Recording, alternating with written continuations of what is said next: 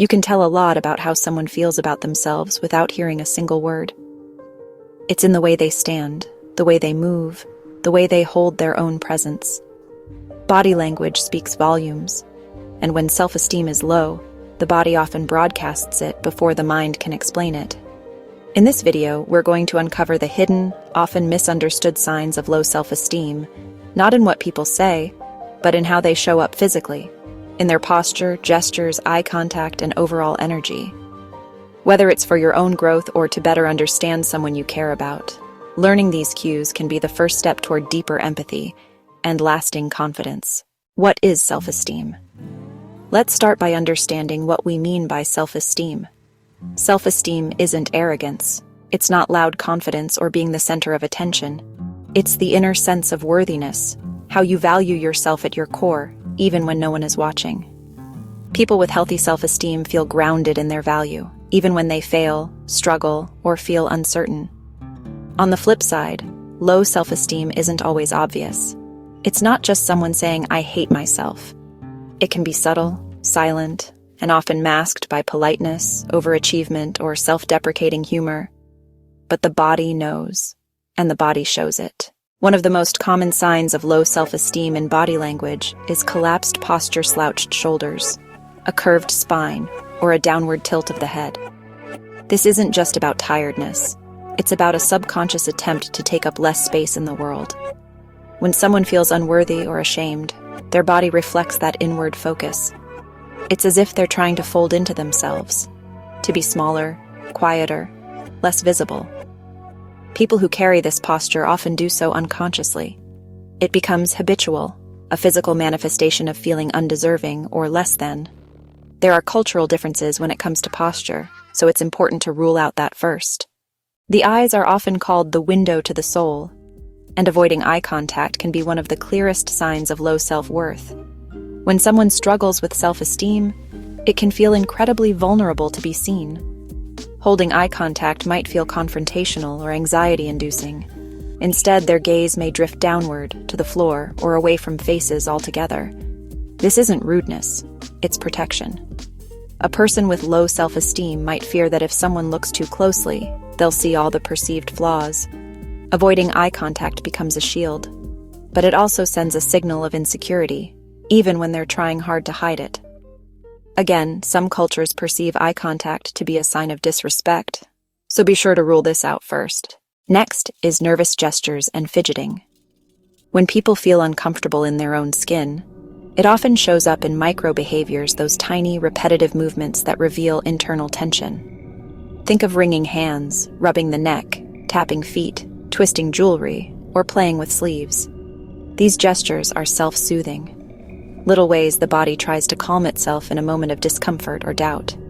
While everyone fidgets sometimes, consistent, anxious movements often point to a deeper struggle with confidence, especially in social situations or when being observed. Next is weak or hesitant movements. People with low self-esteem often struggle to move with certainty. Their gestures may be soft, hesitant, or half-hearted, as if they're afraid of being too much. They might raise their hand in a meeting only to pull it down again, or begin a sentence and trail off halfway through. Even their walk can reveal it, with slow, uncertain steps or shuffling feet. These physical cues are not always deliberate, but they stem from the same core belief: I don't trust my voice, I don't believe I belong. And the body, again, reflects that inner hesitation. Next is forced smiles and over-apologizing. Low self-esteem often shows up as people-pleasing, and the body gets involved too. One of the more complex cues is the forced smile, the kind that doesn't reach the eyes.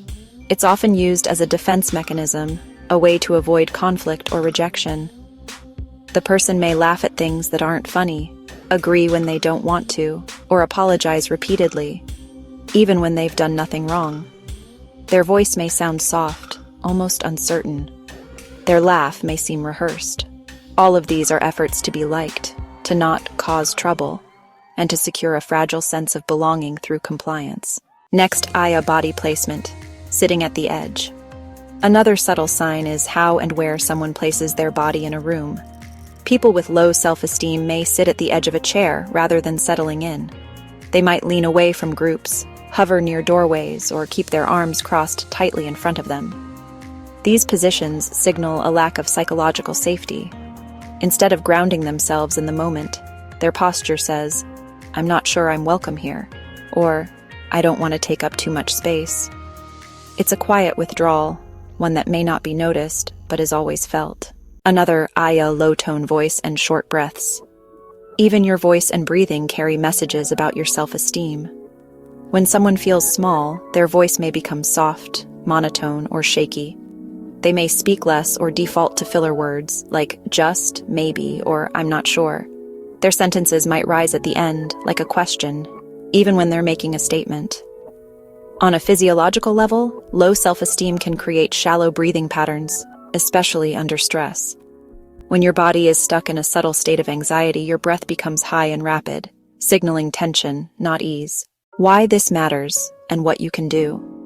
Recognizing these signs isn't about judging yourself or others. It's about awareness, because the body often carries the truth before the mind admits it. When we start to notice our own patterns, when we catch the slouch, the forced smile, the urge to shrink, we can start to respond differently. We can begin to stand taller, speak clearly, and take up the space we were always allowed to occupy. And if you see these signs in someone else, respond with kindness, not correction. Self-esteem grows in safe spaces, in gentle mirrors, in encouragement. If this video helped you see yourself more clearly, or reminded you of someone you love, pass it on.